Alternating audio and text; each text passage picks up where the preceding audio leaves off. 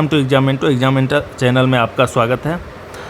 दोस्तों, जैसा कि आप लोग को पता होगा कि पावर ग्रिड में जो डिप्लोमा ट्रेनिंग की पोस्ट आई है इलेक्ट्रिकल, सिविल और इलेक्ट्रॉनिक्स इंजीनियर के लिए, तो उसके बारे में आज का डिस्कशन है। जैसा कि आप लोग को पता होगा कि इससे पहले भी पावर ग्रिड ने वैकेंसी निकाला था, जिसका सिलेक्शन प्रोसेस ऑलरेडी कंप्लीट हो चुका है और ज्वाइनिंग भी आ चुका है।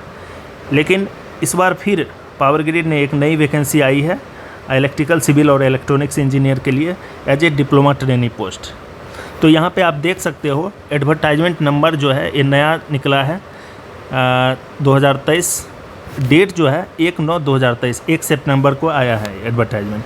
और जो दोस्तों ये लास्ट डेट है फॉर्म भरने का वो है आपका 23/9/2023। ये लास्ट डेट है आपका फॉर्म भरने का। तो आप लोग को पहले ये मैं बता दूं कि पावर ग्रिड के बारे में। पावर ग्रिड जो है एक महारत्ना पब्लिक सेक्टर एंटरप्राइजेज है और ये ministry of power government of India के अंतर्गत आता है।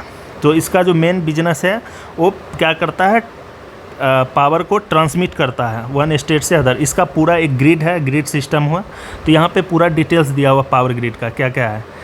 1,76,109 सर्किट किलोमीटर ट्रांसमिशन लाइन है पावर ग्रिड का, ठीक है।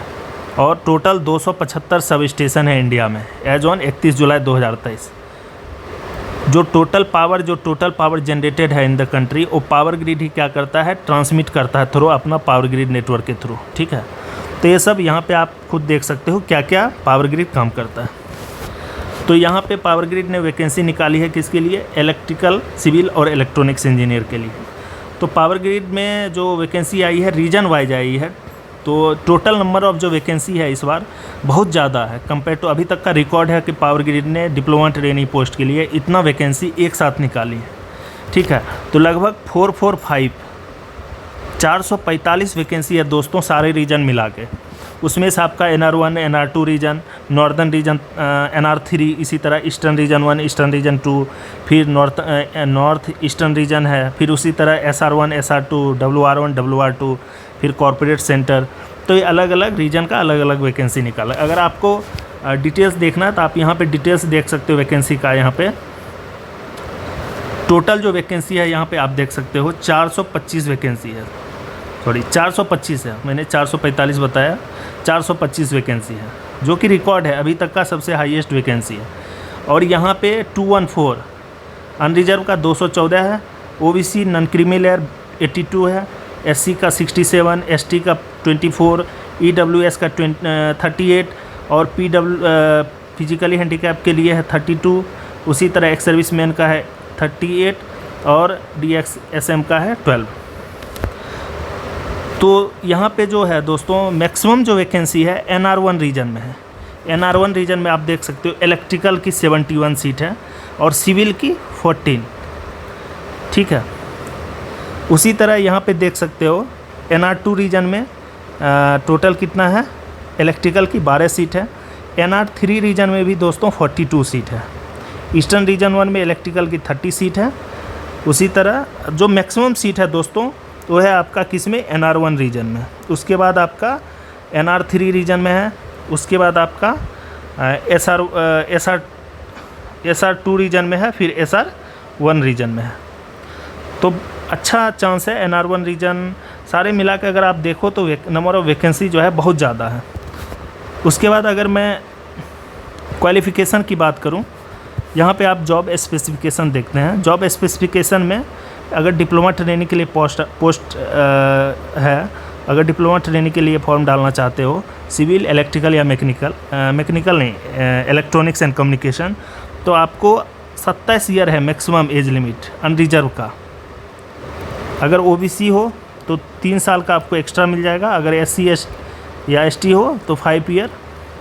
अगर एक्स सर्विसमैन हो तो as per government of India rule, अगर आप PWD हो, ठीक है, तो आपको 10 ईयर्स का मिलेगा। और एक कट ऑफ डेट है दोस्तों 23/9/2023। अपर एज लिमिट जो है मैक्सिमम जो लास्ट डेट है फॉर्म फिल करने का 23/9/2023 का, वही कट ऑफ डेट है। अब क्वालिफ़िकेशन की बात करूं तो क्वालिफ़िकेशन जो है आपका full time regular 3 year diploma होना चाहिए। रिलेवेंट डिसिप्लिन जैसे इलेक्ट्रिकल, सिविल, ठीक है, और आपका इलेक्ट्रॉनिक्स में। यहाँ पे दोस्तों ये जो पोस्ट है डिप्लोमा ट्रेनी का, ये सिर्फ़ और सिर्फ डिप्लोमा कैंडिडेट के लिए है। जो भी डिप्लोमा के साथ बीटेक किया है वो इसको इस पोस्ट के लिए एलिजिबल नहीं है, वो रिजेक्ट हो जाएगा। अगर आपका सिलेक्शन भी हो जाएगा, सपोज करो आपने फॉर्म डाल दिया, आपने डिप्लोमा भी कर रखा है, बीटेक भी कर रखा है, आपके पास दोनों डिग्री है और आपका सिलेक्शन हो गया, तो आप वहाँ पे जब डॉक्यूमेंट वेरिफिकेशन में जाएंगे तो आप रिजेक्ट हो जाएंगे। सपोज करो आपने छुपा लिया कि मुझे डिप्लोमा का ही डिग्री दिखाना है, बीटेक का दिखाना ही नहीं है, ना ही किसी को बताना है, फिर भी पावर ग्रिड अपने रिसोर्सेज से, उसके पास ऐसा ऐसा ऐप है, उसके आपका क्वालिफ़िकेशन उसमें डालेगा, पता चल जाएगा आपने बीटेक कर रखा है कि नहीं। अगर कर रखा है तो आपको रिजेक्ट करेगा, उसके बाद आप पे एक्शन भी ले सकता है, आप किसी दूसरे एग्ज़ाम में बैठने भी नहीं दिए जाओगे। इसलिए आप लोग इस बात को ध्यान से समझिए, और जो भी डिप्लोमा कर रखे हैं, सिर्फ डिप्लोमा, वही इस फॉर्म को भर सकते हैं।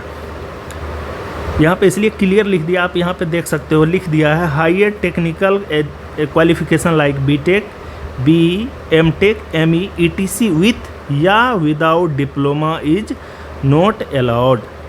Qualification acquired through distance mode will not be consider. अगर डिस्टेंस से भी किए हैं डिप्लोमा, जिसके पास है डिस्टेंस की डिग्री, वो भी इस फॉर्म को फिल नहीं कर सकते हैं। ये बहुत ही इम्पोर्टेंट पॉइंट है। तो इसलिए ये जो डिप्लोमा ट्रेनी की पोस्ट है, इस सिर्फ और सिर्फ डिप्लोमा की ये डिग्री जिसके पास है वही इस फॉर्म को फिल कर सकते हैं। तो अब मैं अगर रीजन की बात करूं कि बहुत सारे कैंडिडेट को एक डाउट रहता है कि मैं कौन सा रीजन चूज़ करूं,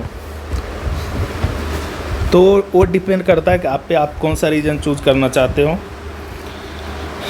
तो बहुत सारे कैंडिडेट का मेन ये रहता है कि जहाँ पे नंबर ऑफ़ वैकेंसी ज़्यादा हैं वो रीजन में चूज़ कर लेता हूँ, क्योंकि वहाँ पे कट ऑफ कम जाएगा। ऐसा कुछ भी नहीं दोस्तों, ऐसा होता है कि जिस रीजन में ज़्यादा वैकेंसी होती है, नंबर ऑफ़ एप्लीकेशन उसी रीजन में ज़्यादा फिल होता है। तो इससे क्या होता है कि उसमें कंपटीशन बढ़ जाती है, कट ऑफ भी ज़्यादा जाती है।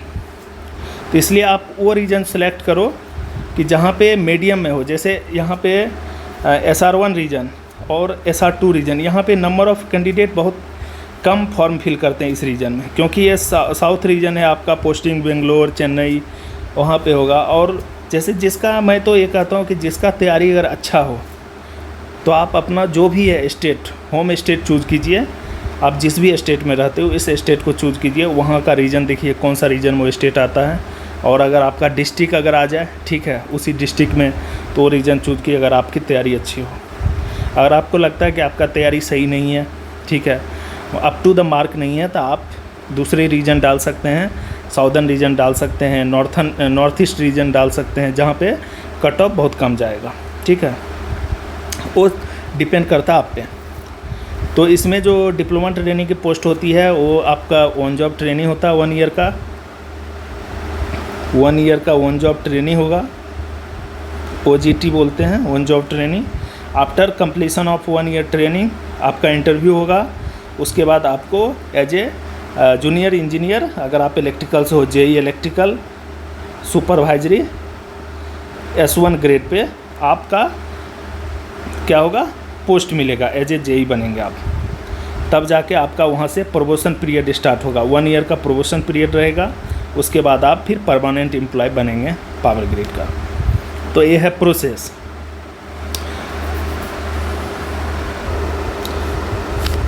तो आप अपने अनुसार देख लीजिए कि आपको किस रीजन से फॉर्म डालना है, उस रीजन से फॉर्म डालिए। और क्योंकि जो एग्ज़ाम डेट जो होगा, सारे रीजन का एक ही डेट में एग्ज़ाम होगा। एग्ज़ाम डेट जो है टेंटेटिव एग्ज़ाम डेट में भी अक्टूबर में होगा, अक्टूबर में कभी भी हो सकता है। तो इसलिए आप अपने अनुसार देख लो कि आप कौन सा रीजन का फॉर्म फिल करना चाहते हो, ठीक है, जिस भी स्ट्रीम में हो, इलेक्ट्रिकल से हो या सिविल से हो या इलेक्ट्रॉनिक्स एंड कम्युनिकेशन से हो, तो आप अपने अनुसार देख लीजिए। उसके बाद मैं अगर बात करूं यहाँ पे कॉम्पनसेशन, तो यहाँ पे दोस्तों जो आपको जब सिलेक्शन होगा पावर ग्रिड में, आपको ऑफ़र लेटर मिलेगा पावर ग्रिड की तरफ से। ऑफ़र लेटर बोलिए या ज्वाइनिंग लेटर या जो भी बोलिए।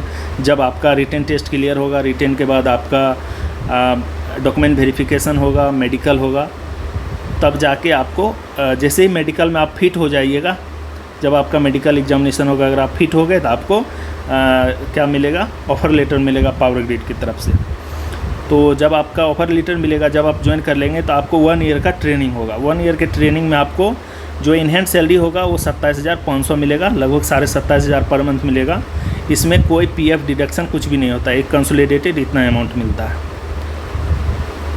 1 ईयर तक। उसके बाद जब आपका 1 साल का ट्रेनिंग कंप्लीट हो जाएगा पावर ग्रिड में, और उसके बाद आपका इंटरव्यू होगा, फिर से बुलाएगा आपको इंटरव्यू के लिए। जैसे 1 ईयर कंप्लीट होगा उसके बाद आपका फिर से इंटरव्यू के बाद फिर से आपका जो इंटरव्यू आपका अच्छा होना चाहिए। ऐसा होता है कि जैसे 1 ईयर का जो भी जैसे 1 ईयर आप ट्रेनिंग किए जहाँ भी, सपोज करो कि आप कोई सब स्टेशन में आपको पोस्टिंग मिली ऑन जॉब ट्रेनिंग के लिए, तो वहाँ पे आपका जो है जो भी आपके रिपोर्टिंग ऑफिसर्स होंगे, रिव्यूइंग ऑफिसर होंगे, वो आपको ग्रेड देता है कि आपका जो 1 ईयर का ट्रेनिंग पीरियड है आपको कितना मिला।